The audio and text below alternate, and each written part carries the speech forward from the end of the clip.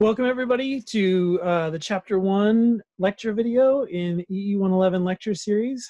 So today we're going to be going all the way through Chapter 1 in the book. We're going to go somewhat quickly, and most of this should be a refresher for people who had a physics background, but one of the things we're going to do, one of the advantages to having the learning being remote this quarter, is we're able to go through material and let people control the pace. So if all of this is old news to you, you can move through it kind of quickly, or you can skim through it.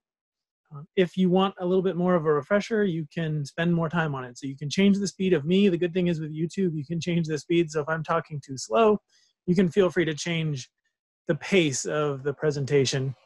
I wouldn't completely skip through things because something might come up that was new to you or that you hadn't thought of, or I might kind of set the table for the things we're going to be talking about in the future in a way that maybe you haven't heard before. So try to make it all the way through the video, even if you think you've completely seen it before. Maybe just speed it up instead of completely skipping. But I suspect for a lot of you, a lot of this video is going to be things that you've seen before. So I'm going to start by just talking about what is electrical engineering. So electrical engineering is a very broad field. It's so big that you can have two people who call themselves electrical engineers who do completely different things. But broadly, it uses or it applies concepts and theories of electrons, electromagnetism, and light to solve problems. And there's a couple of things that are important here. So one is it applies concepts, and the other is it solves problems. So this is different than a science, for instance. Science derives a fundamental understanding of the natural world, and engineering uses that understanding of the natural world in order to solve problems that humans face. And there's a fairly big difference there. However, there's a back and forth between science and engineering. So quite often engineers will use principles of science until they get to a point where they can't accomplish the things they're trying to accomplish, or until they get to a point where they realize there's some issue with some scientific understanding. And sometimes that experience in engineering comes back to science. And sometimes scientists discover something new, and that new discovery makes its way back to engineering as a tool that can be used to solve more problems. So one of the biggest things that I like to talk about, and maybe you've heard it before, is what is electrical engineering as a profession? So it is a profession. Electrical engineers are professionals. That's different. Professional is not just kind of a pleasant adjective. It means something in particular. The biggest thing that being a professional means is that the work that you do requires creativity and skill in a way that's very difficult for the person you're working for to verify. So if you're a professional, it usually means somebody has hired you to do something, and it's very difficult for them to tell whether or not you're doing the job right. And that means there's a lot of extra effort that you have to go through to behave ethically, to understand the difference between you and the client you're working for, and to understand that there is a level of trust that needs to exist between you and a client because of this sort of difference in the ability to determine whether or not you're doing your job correctly, or the ability to verify that. So a lot of my relatives will call me up because their ceiling fan stopped working, and they'll say, I took apart my switch on the wall and I see 2 red wires and a black wire, and I need you to tell me what needs to connect to what. And I have no good answer for them. And I explained to them that I'm not an electrician. And a lot of them seem to not really understand what that means. And, they might think, oh, you're an electrician plus extra stuff because you have a PhD. And that is not true. So an electrician's job is very different from the job of an electrical engineer. An electrician applies tools and techniques in a specific way to a specification, to a required specification. So electricians, typically the work of an electrician requires encyclopedic knowledge, in the sense that they have to generally be aware of a very large code of codes, right? They have to understand a code book that has maybe thousands of rules and policies for how they do the work that they do. That's an encyclopedic knowledge. That's in many ways more difficult than the things that I do. I don't have to have encyclopedic knowledge in the sense that I don't have to memorize thousands of different things that are all sort of equally weighted. The work that an engineer does is design the things that an electrician might use, or design the techniques that an electrician might apply.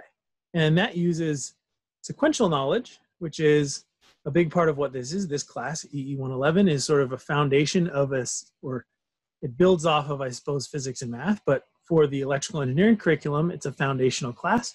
You will build off the things you learn here. This is not material that you learn, and then next quarter you learn other material that you could have learned before this class. In this class, you have to learn, we have to set the foundation for things we learn in this class, and that will be built upon in other classes. And so that's a big difference between a professional and, now there are non-professions that still have sequential knowledge acquisition, and there are professions who have encyclopedic knowledge, but in the specific case of electrical engineers, our education is specifically extremely hierarchical. It's extremely, one class you take builds off of the previous class. And it's different. I wouldn't make a very good electrician. I think I make a decent electrical engineer, hopefully. But there are two different types of work. The other thing is, it is much easier to verify that what an electrician did is correct. You can hire an inspector, and in a relatively short period of time, an inspector can look at the work that an electrician did and say, yes, this meets code, no, this doesn't meet code. In the case of an engineer, in the case of an electrical engineer, the work that you do might be very difficult for somebody else to discern whether or not it's correct, because it required a lot of creativity for you to do. And it also requires understanding that creative process to see if it's correct or not. And because of that, because of the inherent trust that's required there by, you do a design for somebody, they just sort of have to trust that you did it correctly. There's a lot of additional ethical principles that electrical engineers have to operate under. And we'll talk about those later in the curriculum, but it's one of the distinctions that I want to talk about early on, just so you're aware of it. So we're going to go into, this is moving towards sort of a refresher of physics, moving into the textbook material. SI units. If you haven't gotten comfortable or familiar with SI units, it's a good time to now. So on this page on the left, we have the fundamental SI units. You can see these are units that are not defined in terms of other units. And then we have additional SI units that are derived from those foundational SI units. And a lot of these we'll use in this class. And I'm not going to spend too much time on them because the ones we use you should be fairly familiar with, and the ones we don't use, no, we don't use them. So in terms of representing units, in terms of unit power, there's a lot of these that people aren't very comfortable with. So one thing I found, one thing that in this class messes students up is some students, you know, usually in here, some students will mix these two up, and that seems to be a problem. Elsewhere, it seems to be fine. In this class, we use, you know, typically from about here to about here. This is sort of the range of units we typically use, and this is, you know, there's various topics we go over throughout all of electrical engineering, but most of the scale of things we talk about tends to be in this range. There are many things, though, that actually go smaller than this. There are many subsets of electrical engineering. For instance, modern processors, modern Intel processors, they're transistors. To turn on and off the transistor requires about 100 electrons. So if it takes 100 electrons to turn something on and off, you're talking about very small quantities of charge.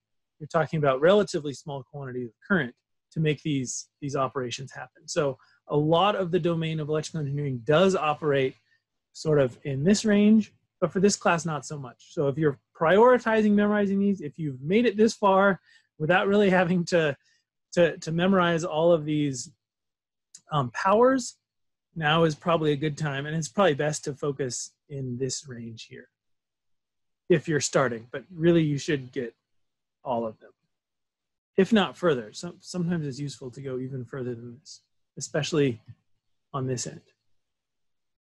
So let's do a unit conversion example. So one of the biggest things I find students struggle with is when they are given something in units that are not the units they're looking for, they'll make an error in doing the conversion. And one thing that I always say is, I've been doing this a long time, and I still, when I'm doing unit conversion, will sit down with a pencil and paper and write it out the long way. So the way I show today, which might seem a little cumbersome, is sometimes the way I'll do it when I really want to make sure that I'm not making a mistake. So it's very easy to think you're doing something the right way, or to think, oh, it's 60 seconds in a minute, so multiply by 60 when really you were supposed to divide by 60. Doing it, just writing it out, being really clear with the units is a good way to avoid some of those mistakes. So let's look at this problem here, 69.5 miles per hour. We want to convert that to meters per second. And as a hint, I'm telling you that there's about 1.61 kilometers per mile. So what I want you to do now is try to do this on your own. I'm going to kind of Dora the Explorer this thing, and I'm going to pause for you to provide an answer, but you're going to have to pause the video because I'm not going to wait here for forever. And so pause the video now, try to find the answer to this, and then we'll meet up afterwards. Okay, what answer did you find? Where's the map? So 69.5 miles. This is 69.5 miles an hour, as you all know, is the speed limit on I-5 going through Bellingham. So if we want to convert that, did I say? Yeah. If we want to convert that to meters per second, which is what I asked for, we can say there is 1 hour and 60 minutes are the same quantity. So this is simply a multiplication by 1. We have, in every 1 hour, we have 60 minutes. And you'll notice this is weird because normally you'd want to say it as there's 60 minutes per hour. So you might intuitively just put the 60 minutes on top and the 1 hour below. But you'll notice if you do that, you'd have an hour down here and an hour down here. So we need to do this ratio in such a way that we're able to cancel these out. So when we do that, we are able to cancel out the hours. And now we are 69.5 divided by 60 miles per minute. We can then further convert minutes to seconds by saying in 1 minute there is 60 seconds. This will cancel that out. And now we are at 69.5 miles divided by 60 seconds. So, or think of the denominator as 60 times 60, which is 3,600.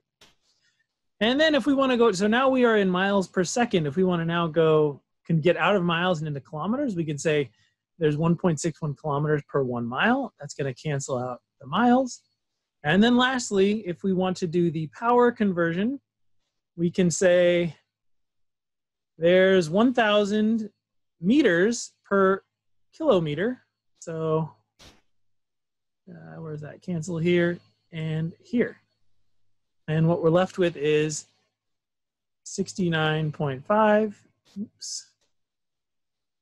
times 1.61 times 1,000 divided by 60 times 60, and that equals 31.1 meters per second. So hopefully you got that answer right. Again, the biggest thing here is, especially with time conversions, which are a little strange, with the 60 minutes in a 60 seconds in a minute, 60 minutes in an hour. Maybe someday we'll switch to metric time, you know, someday we'll switch to metric time. But for now, we're stuck with these 60s. So, okay, so that's the background. Hopefully that was stuff you had all seen in physics. Now on to circuit analysis. So we're starting now a module that's going to last for about 9 weeks. It's going to last, we're going to talk about circuit analysis now until you take your final whenever this quarter is over, which who knows, it could be August. I'm not quite sure how it's going to go. I shouldn't talk like that because this video, I might want to use this video later. So if you're watching this after 2020, you're going to say, what is he talking about? Anyway, so circuit analysis. And I find it's valuable to set the table early so people know why they're learning what they're learning. A lot of times books are structured in such a way that they just tell you stuff and they don't really tell you where you're going or why they're telling you this now. The goal of this class is ultimately we want to be able to solve, not only in this class, but throughout the curriculum for electrical engineering, we want to be able to solve very complex circuit problems. We want to be able to analyze circuits that have many, many, many circuit elements. And to do that requires us to build up techniques that will allow us to get to the point where we're able to take a complex physical system and convert it into a set of mathematical equations. Now, the reason you take mathematical prereqs is those prepare you for the task of once you've got things in a mathematical equation, how do you mess with that? How do you take those equations, find an unknown?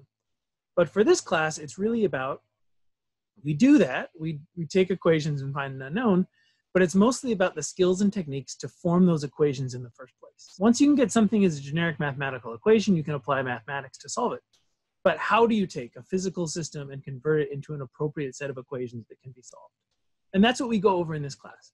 We don't really design much in this class. We mostly do analysis, and later on you'll design, but we need to be able to analyze complex systems before we're able to design complex systems. So what do?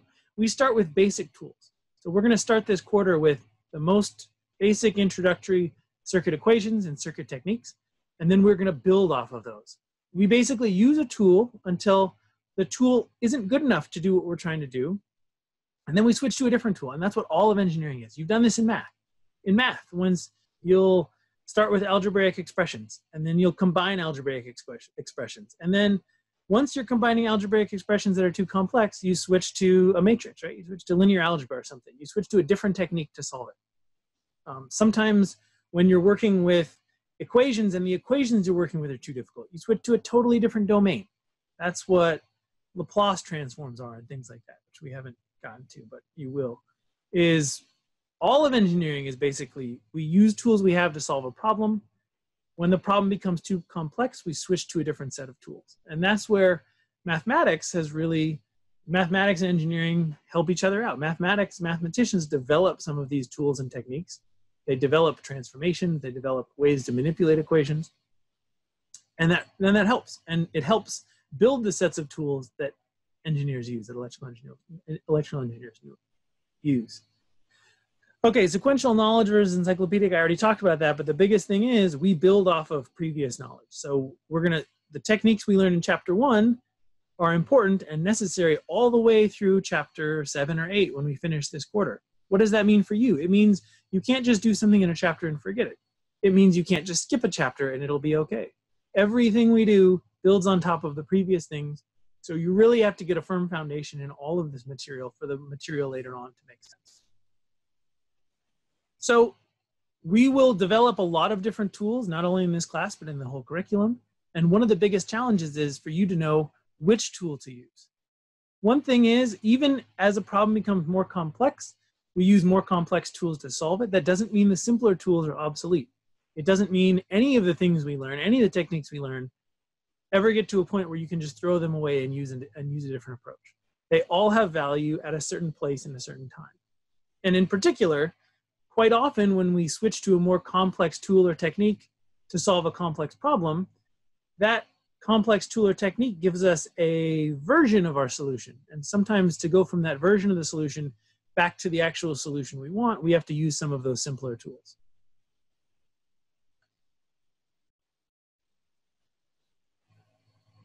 On a more personal note, one of the things, if you're a student in this class, which all of you are, or you're just watching random YouTube videos, circuit analysis can become very complex. And one of the things I found in this class, I've been teaching this class or the equivalent of this class for about a decade. And one of the things I found is that some of the students who struggle the most in this class are students who are very smart. These are students who are so smart that basically for their entire education through math and physics, they've been able to rely on their intuition. They've been able to look at a problem and be told how it works and say, yeah, that makes sense. And that makes so much sense that, yeah, I can kind of feel out, I can sort of tell, these tools and techniques and systems make sense to me. And I can look at something and based on what I know about it, I can derive intuitively how this thing is working.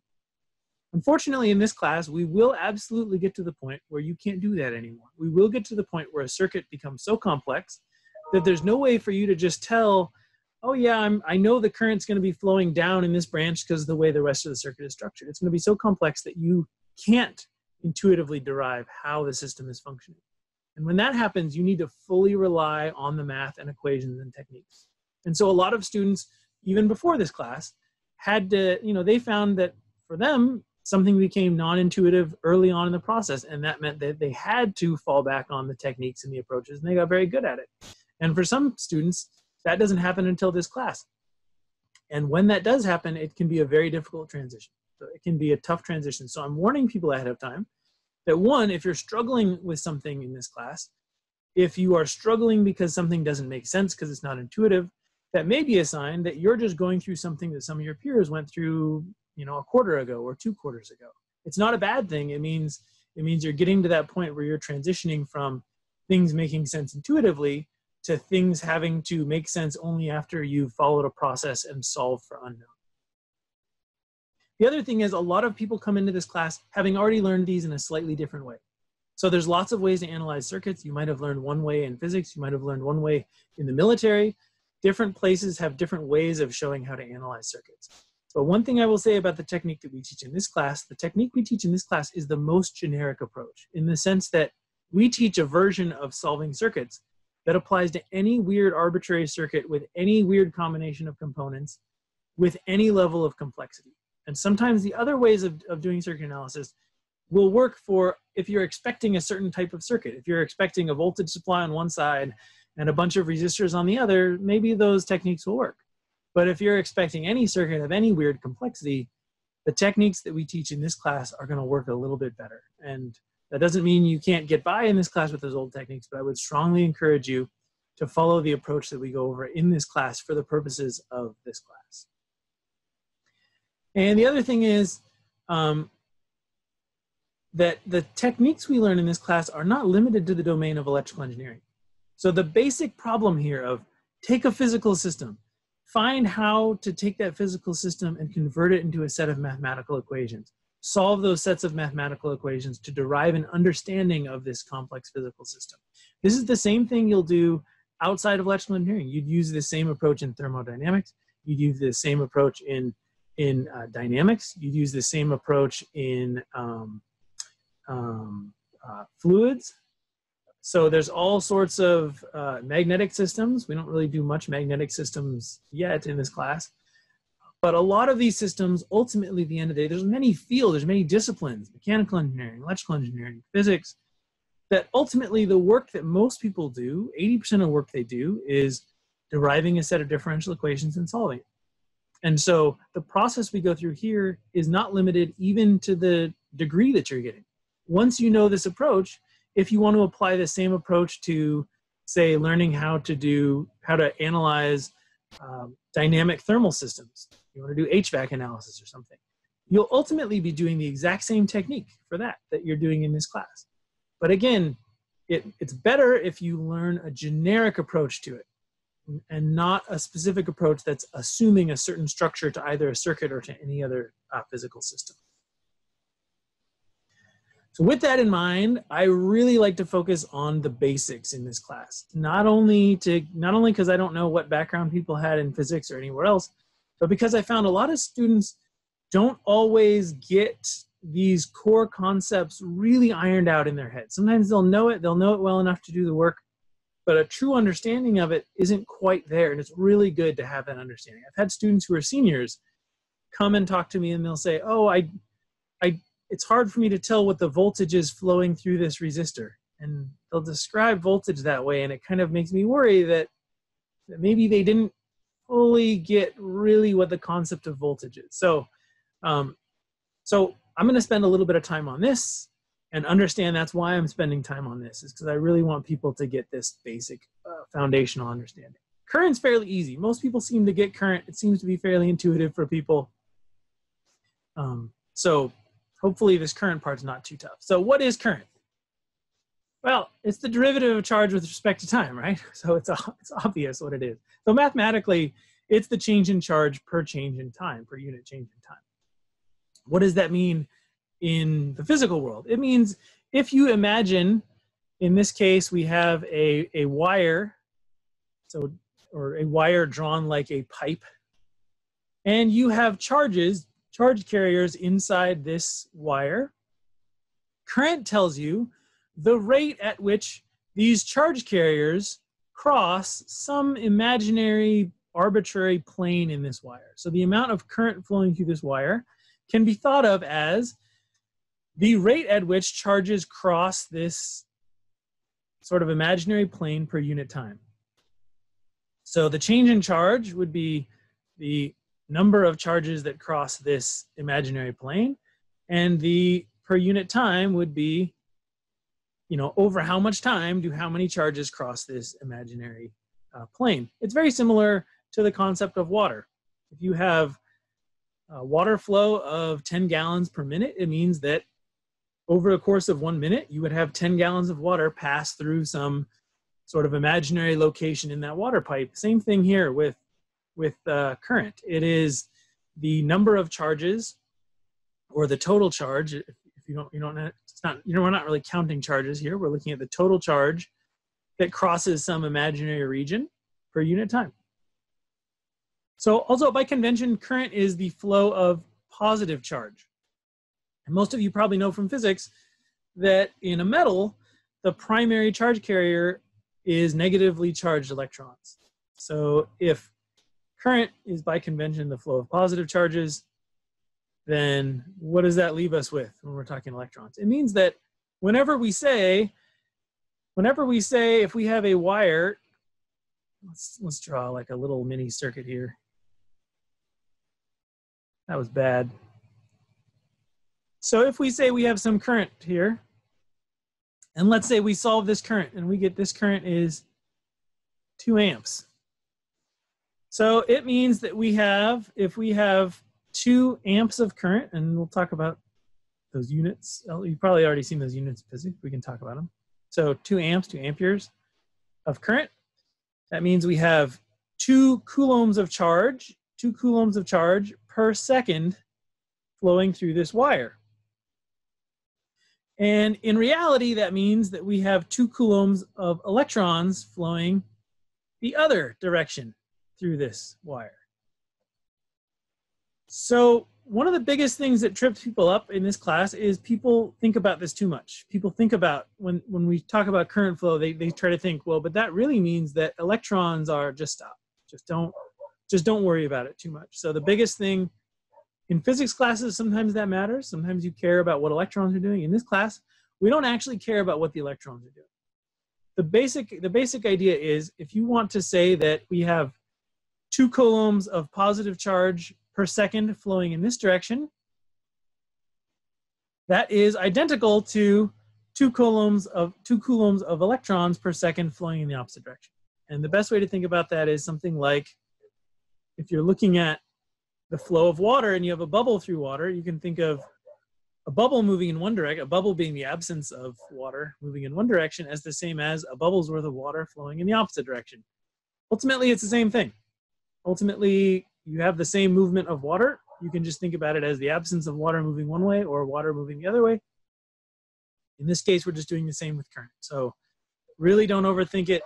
The only time I'm going to even talk about that is now. Hopefully, maybe I'll be a liar later, but I don't try to talk about that too much. Also, you don't necessarily know that electrons are your charge carrier. So can you think of something, can you think of a case where you would have positively charged charge carriers? There are actual components that we'll use in your education that will use positive charge carriers. So take a moment, pause the video, discuss amongst yourselves, or if you're alone, just discuss with yourself. Talk out loud if you want. Look like a stranger. Nobody can see you. And think to yourself, when's a case where you might have positively charged charge carriers? Okay, did you think of one? So the one I always think of that we use is electrolytes. So there's a lot of electrolytic solutions that are used, especially in capacitors. We have electrolytic capacitors. Those used ions dissolved in a liquid. There are actually some solid electrolytes too, but basically they use ions that are mobile, and those ions can be positively charged. So it is possible to have positive charges that are flowing in a circuit, and it's very common to have positive charges flowing in a circuit. But it is true also that we're mostly using electrons, and electrons do have a negative charge, and just don't even think about it. Don't even think about it. Don't worry about it. It'll all work out if you just pretend that instead of electrons going this way, you have positive charges going this way, and mathematically it all works out. And again, the best thing to avoid messing up from here on out in this class is to just don't think about it. So what is voltage? Voltage is definitely the more abstract concept. And like with anything else, when I was younger, I struggled with the concept of voltage. And for me, if I have trouble understanding something, I try to relate it to something that I do understand. Voltage is not very intuitive. In fact, electricity in general is not very intuitive. So one of the things that many people have observed is the invention of the light bulb was really the first time that it wasn't possible to buy a piece of technology and take it apart and figure out how it worked. This stuff is not really that, it's not necessarily the type of thing you can derive an understanding of just through your own sheer will. It's not something that ingenuity alone can get. It's something where you have to learn the technique and the science, and it's not always intuitive. Voltage is kind of one of those things, but luckily there are things that are analogous to voltage that are good mappings that can help us understand what it is. So mathematically, voltage is the change in energy per unit charge. Okay, that doesn't mean too much to us right now, but let's think of something else. I like to think of gravity. So let's imagine we have a cliff. Pretty good cliff. And we have somebody, whoa. We have somebody standing on top of that cliff. And they've got some rocks here. Okay, this person is standing up on a cliff and they've got rocks. One thing you know is these rocks right now don't have a lot of energy. Well, at least they don't have useful energy. But let's say somebody takes one of these rocks and they yeet this sucker off the cliff. Now, when that rock gets to the bottom, it's able to, explode and do a bunch of work, right? So it gets energy. This rock will have energy imparted on it as it moves down to the bottom of this cliff. And then it can use that energy to do work when it, breaks something at the bottom or, heats up a swimming pool or whatever. And so what is this? What are we talking about here? We're talking about gravitational potential energy. We're talking about the rocks up here have some gravitational potential energy as a result of this height difference here. So what we could say is that when it comes to gravitational fields and gravitational energy, there is a potential energy difference per unit mass between the top of this cliff and the bottom of this cliff. So when we describe the height of this cliff, we're really describing the potential energy difference per unit mass between the top and the bottom. And voltage is something very similar, except with voltage, it's not the energy per unit mass, it's the energy per unit charge. And we're not talking about rocks going from the top of a cliff to the bottom of a cliff. We're talking about charges moving from one location to another through an electric field. So rather than rocks moving through a gravitational field, it's charges moving through an electric field.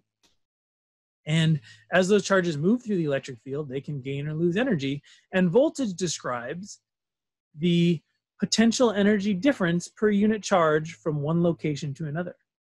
So when you talk about, just like when you talk about yeeting rocks off of a cliff, the energy that the rock gets is relative to where the rock started and where the rock ended up. It's the potential energy difference per unit mass between these two locations. So it's the potential energy difference between here and here. And what matters is that location, the change in location. Let's say we had a weird cliff. Let's say this cliff further went down here. And let's say you really hucked one of these suckers all the way down here. Well, now the potential energy difference per unit mass between here and here is going to be much greater than the potential energy difference per unit mass between here and here. And so just like in the case of gravitational potential, where the location between, or the difference in two locations matters a lot, the same thing is true with voltage. When we talk about voltage, we're talking about a potential energy difference per unit charge between two locations, which means you always have to reference two locations or have an implicit reference. So we'll talk later about convention for describing voltage, but it matters when talking about voltage, what the two locations are that you're referring to. So you have to, so when you talk about voltage, we say the potential difference between two locations. We'll say the voltage across something. We'd say the voltage between one location and another, the voltage across a device which has a different potential energy per unit charge on each side of it. That's the way we describe it, just as we would describe the gravitational potential energy for these rocks as dependent on where the rock started and where the rock ended up. Okay, so again, we will keep referring to voltage and we'll talk more about it when we get into chapter 2. But for now, that's the way I like to think about it, and that's the way I want you to think about it. So it is a potential energy difference per unit charge, that what matters is where the charge is at one point and where the charge is at another point, and what the change in energy per unit charge was as it moved from one point to the other. So the last thing I'm going to talk about is when we talk about voltage and current, we generally talk about it in relation to circuit elements. So what is it? How do we describe circuit elements? Circuit elements could be all sorts of things. They could be capacitors and inductors, although we won't talk about those much in this class. It could be resistors, it could be voltage supplies, it could be current supplies, it could be any other circuit elements. But an ideal circuit element is a two-terminal device, as shown here. You have terminal 1, terminal 2. And that device has a labeled current and voltage, or it can have a labeled current and voltage. One thing to be careful about is when we say labeled current and voltage, we're talking about variables. So in this case, the labeled voltage across this ideal circuit element is V here. And I just messed it up here, but it's V. It's a variable. It's an unknown. It's a V. And one of the things about an unknown is it's unknown. So we don't know what orientation the actual voltage is there yet because we haven't solved it. We label the voltage as V. And when we label it, we have to give it an orientation because, again, voltage is always one location relative to another. It's the potential difference between two locations. So we always have to label a high side and a low side, a positive side, a negative side. And this labeling is just a label for a variable. So it is we're choosing a positive, we're choosing a negative. We don't necessarily know. This value for V may end up being negative. The solution may be negative. And if the solution that we find is negative, that means that in reality, the polarity of that voltage was the opposite of the way we labeled. But that's okay. We don't know. We just picked a label. But it is very important to distinguish that the actual voltage is different from the labeled current and voltage. So the actual current and voltage and the labeled current and voltage are two different things. We don't worry about what the actual value is until the very end. It's not until we've solved everything that we care about the actual value. What we care about is the labels.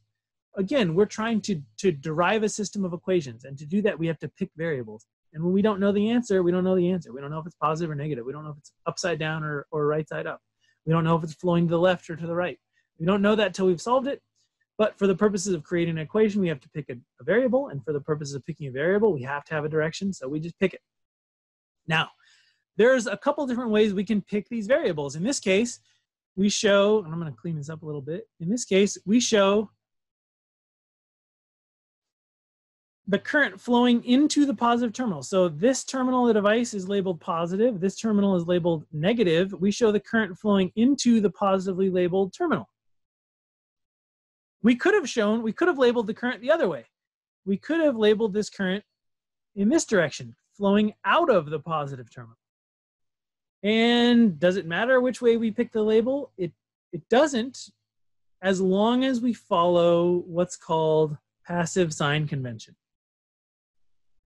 Passive sign convention says that if you do label a current, if the labeled current is entering the labeled negative terminal, you have to use a negative sign in any equation that relates current and voltage. And this will make more sense later when we actually start to use it. But it's very important that and again, this is just in how we label things. This is knowing nothing about the actual way the system works. If we label a current entering a negative terminal of an ideal circuit element, that means that the equations we use for that, if they relate voltage and current, have to have a negative sign in them. Okay. And what if we labeled currents, what if we labeled currents flowing into the positive terminal of the device? Well, then we don't use a negative sign. Then we just use no negative signs in the equation. So you'll see that if we have a choice, generally we label currents flowing into labeled positive terminals. but we don't always have a choice. And the only reason we do that is just because we're humans, and humans don't like excess negative signs. If I could not have a negative sign, I'm going to pick not having a negative sign, but we don't always get to pick. So last concept is power. So we talked about voltage, we talked about current, now we're going to talk about power. Power should be very familiar to you if you've taken physics, which you should have taken physics. Power is the change in energy per unit time, per change in time. We're not going to belabor this concept because there's lots of different contexts you should have seen it in by now. Units for power are watts, and that is the energy in joules per unit second. And what we show here is we show the four different A, B, C, D, the four different ways that we could label current and voltage for an ideal two-terminal device. In A, we label the current, so in A now, we label the current flowing into the positive terminal. In B, we label the current flowing out of the positive terminal.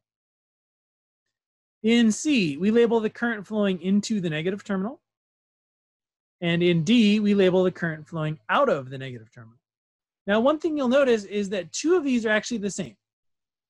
If we have current, for instance, if we have current flowing out of the positive terminal, that means we also had to have had current, whatever current flowed out of the terminal 1 had to flow into terminal 2. And that's one of the principles we'll talk about more in chapter 2, but this is one of the concepts of an ideal circuit element is the current that enters one terminal has to be the same as the current coming out of the other terminal. So for it to be any other way, it would mean it's accumulating charge, it's accumulating net charge. And if you remember back to your electrostatics and physics, it doesn't take much accumulation of net charge to get an explosion. You start to get, all it takes is a little bit of net charge accumulation to get massive electrostatic forces. And for the purposes of this class, we just assume that never happens, that even a small accumulation of current results in large electric fields that correct that accumulation. So we don't ever have net accumulations of charge, which means that the current flowing into something is the same as the current flowing out of it. So if we labeled current flowing out of the positive terminal, that's the same as current flowing into the negative terminal, and current flowing into the negative terminal was the same thing we had here. But for the purposes of passive sign convention, in this case, you'll notice if current is labeled flowing into the positive terminal, that means that we do not use a negative sign in passive sign convention. If current is shown flowing into the negative terminal, as it is here, so current's flowing into the negative terminal, again, I'm goobering this thing up here. Current's flowing into the negative terminal, that is the case where by passive sign convention, we must include a negative sign in equations that relate voltage and current. So in this case, power, oh man, I skipped something. So power is equal to I times V. How do you know that? I don't know, because I skipped part of this section here. So power is the change in energy per unit time, but we also know what is voltage. Voltage is the change in energy per unit charge. And we know current is the change in charge per unit time. So you'll notice if we do V times I, what units do we get? We get change in energy per unit charge times change in charge per unit time. That cancels out. We get change in energy per unit time. Power is equal to voltage times current. We just derived that power equation. Power is equal to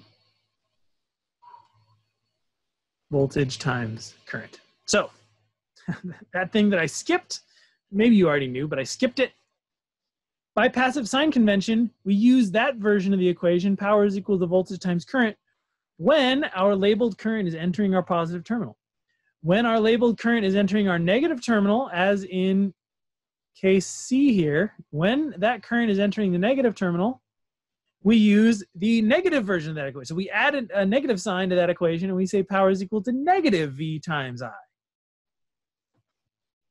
So we're not changing the power here. We're just changing the way we represent the equation given our labeled variables. Again, the actual value for V. V could be a negative number. I could be a negative number. We don't know based on this power equation whether the power is going to end up being negative or positive. We have no idea because these are just variables. They're variables and each one of them could be positive or negative. But based on the way we labeled them, because we showed labeled current entering the labeled negative terminal, we have to represent power as the negative voltage as labeled times the current as labeled. And again, the equation here is the same as the equation here because current exiting the positive terminal or labeled current exiting the positive terminal is the same as labeled current entering the negative terminal, which is the case here. And same thing here. Labeled current exiting the negative terminal is the same as labeled current entering the positive terminal because this current, whatever current comes in, has to come back out. So this and this are, in actuality, they're the same circuit. And this, in actuality, are the same circuit. We're just showing them the different flipped orientations, which gives us 4 overall. It's good enough to work with. So very important. And again, this is when you're trying to choose whether there's a negative sign or a positive sign, you don't think about the circuit in terms of, well, this supply is positive and so current's probably flowing this way. Don't do it. It's the way it's labeled. It's the way you labeled it. It's the way your variables are labeled. It's not based on how you're understanding the circuit is actually working. It's based on how you labeled the circuit variables. So power, again, by passive sign convention, positive values of power. What does it mean for power to be positive? Positive values of power for a circuit element means power is being delivered to that circuit element. One of the challenges students have in this class is I will use lots of ways of describing this, and the book will use lots of ways of describing this. So positive power is power being delivered to something. It's that. What's another way of saying that is it's that thing is dissipating power. That thing is absorbing power. That thing is taking power out of the rest of the circuit. There's lots of ways to describe this. But you can think about it. Things that are positive power are basically like things that generate heat.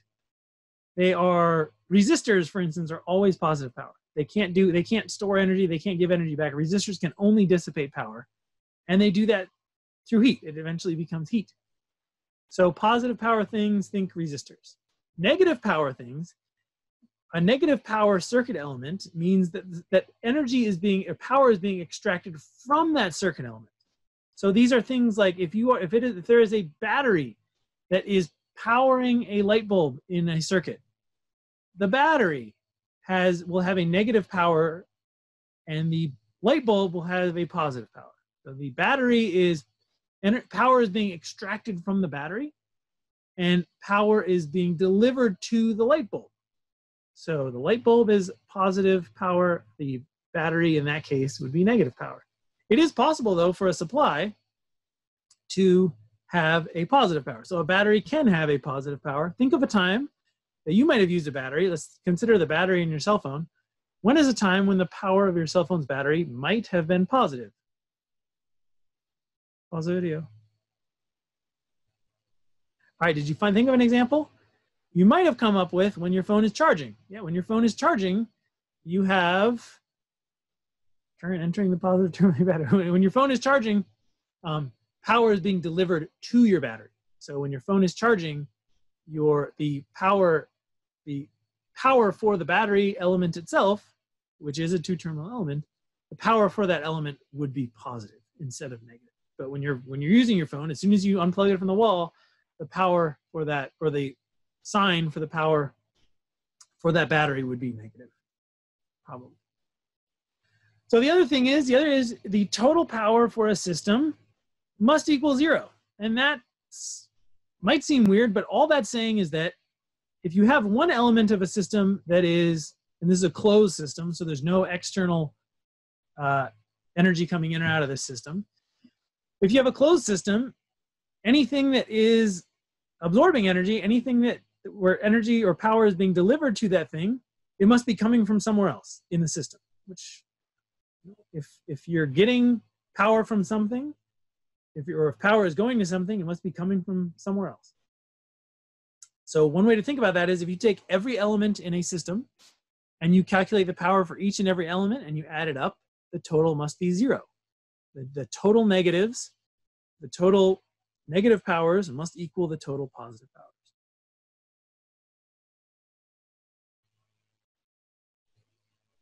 Okay.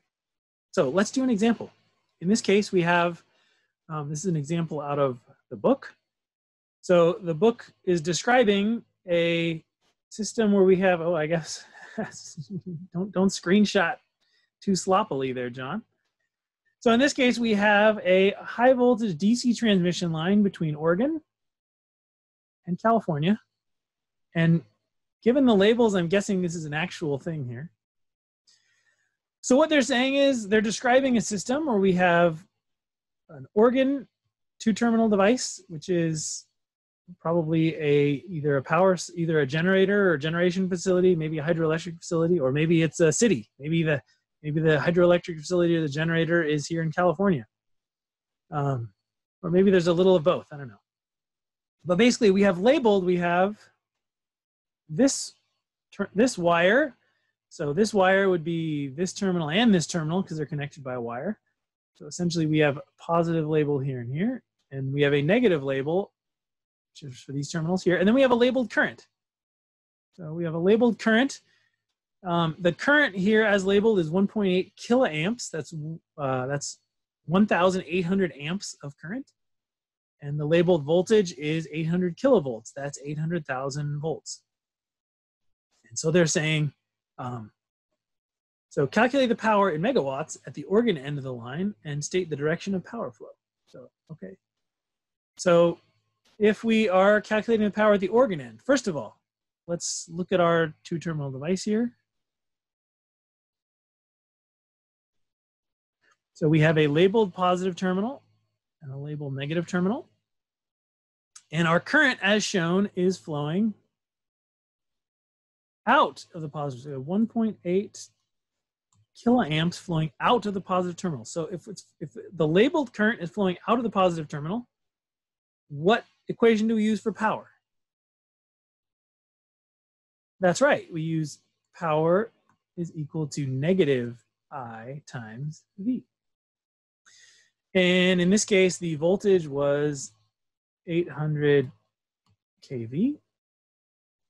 So we have power is equal to negative 1.8 times 10 to the third times 800 times 10 to the third, which equals, I don't know if I didn't write the answer here. So, and I don't have my phone in my pocket. Well, this is a good opportunity for you to solve this one at home. But suffice it to say, well, it's not that hard, right? It's 1.8 times 800, but this power term is going to be negative. So what does that mean for solving this system? If the actual power, so this is not the labeled power. This is after we actually entered the values, the actual values here. After we entered those in the equation, we still got a negative number, which means this power is actually negative. What does that mean? It means that Oregon here is providing power to California. It means, if we go back, it means negative power values means power is being extracted from the circuit element. So power is being extracted from Oregon and delivered to California. So in this system, this is sort of describing like a power generation facility in Oregon and a city in California or something in California that is taking away that energy from the system. So what would it look like? What would the equation look like on the California side? We have a labeled current flowing into the positive terminal. So we would say power is equal to I times V. So in this case, power would be equal to 1.8 times 10 to the third. Oh, that's bad. That's bad. 1.8 times 10 to the third times 800 times 10 to the third. And as you can tell, this value and this value have got to be equal to each other with opposite signs, which is, as we said, it should be the case, that the total power is 0. So we have one power magnitude that's negative and the identical power magnitude that's positive, describing, again, power being generated here in Oregon, power being absorbed or dissipated or whatever term you want to use in California. Let's do another example. This is an example that the book likes to have a lot of these in the homework assignment in chapter 1, where they basically give you this circuit and they give you each one of these circuit elements and they say calculate the power for each one of these. And really what the goal here is, based on the labeled current direction and the labeled voltage, choose the proper equation, choose the proper power equation, and then enter the values for that. So in this case, let's just do a couple and then I'll sort of magic a television this and show you the answers. So for node A, we have the labeled current. The labeled current is flowing into the labeled positive terminal. So what version of the power equation do we use? That's right, power is equal to I times V. And the actual values here, for the actual values, power is equal to I, which is -10, times V, which is 120. So in this case, that should be -1200 watts. So in this case, even though we were using the version of the power equation that had no negative sign, we ended up getting a negative power. And again, that's, like I said, there's a big difference between the labeled orientation and the labeled signs and the actual result. Sometimes the answer, sometimes the solution is a negative number.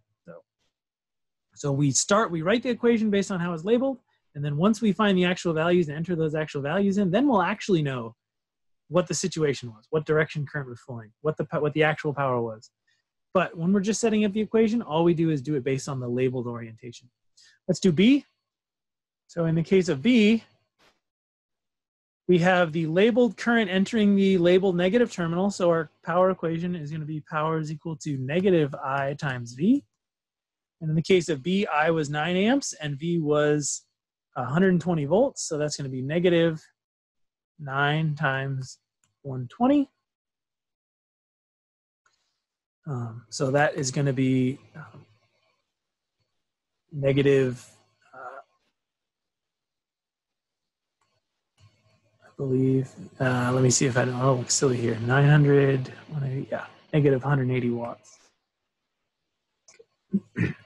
So in this case, you know, let's magic a television this. So I want you to do this, try to go through each one of these on your own, pause the video, and then we're going to skip to the next one where we look at the answers.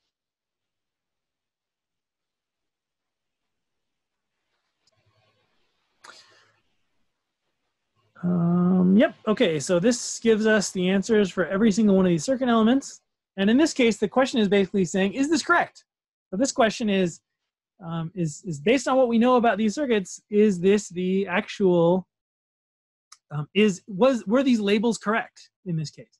And how would we know if the labels are correct? We know if the labels are correct if the total power is 0, or at least we'd have a good idea they're correct if the total power is 0. So is the total power 0 here? So I'm going to have you add this up on your own, and then we'll come back and check.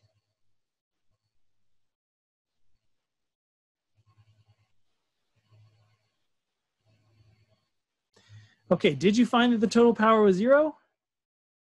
You shouldn't have. So you should have found that there was a difference in power, and you can see that even without going through the math too far.